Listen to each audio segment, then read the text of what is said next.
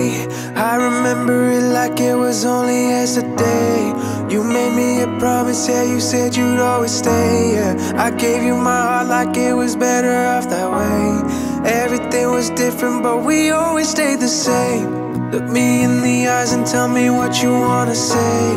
I can see the honesty, it's pouring from your face, yeah. Never could replace, yeah. I just wanna stay. I'll give you the love that I know that you needed. I'll treat you the way you deserve to be treated. Can I say it loud? I will love you till the day that I die. Cross my heart, give you my whole life. Hey, you picked up the pieces of my heart when it had broke. We were never ones who thought about taking it slow, yeah. I just had to show you qua một thời gian tìm hiểu, yêu nhau, và các cháu đã xác định đi đến hôn nhân. Và hôm nay với sự đồng ý của hai gia đình, hai dòng họ, và xin phép được cho cháu bạn được hỏi với cháu Diệp. I'll give you the love you deserve to be treated. Can I say it loud? I will love you till the day that I die. Cross my heart, give you my whole life. And despite all the feelings, I'll be right beside you as long as I'm breathing. Can I say it now?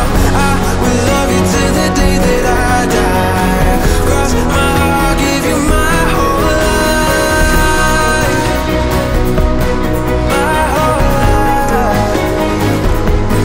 Give you my life, yeah.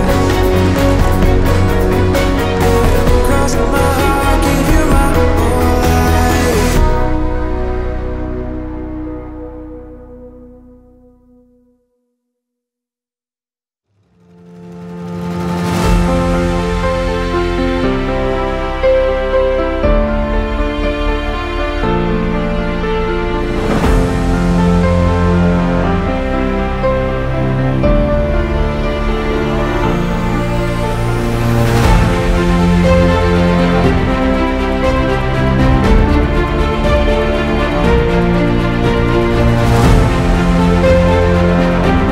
Hai cháu Kim Bảng và Hà Diệp trải qua một thời gian quen biết, tìm hiểu, yêu nhau và được sự đồng ý của gia đình.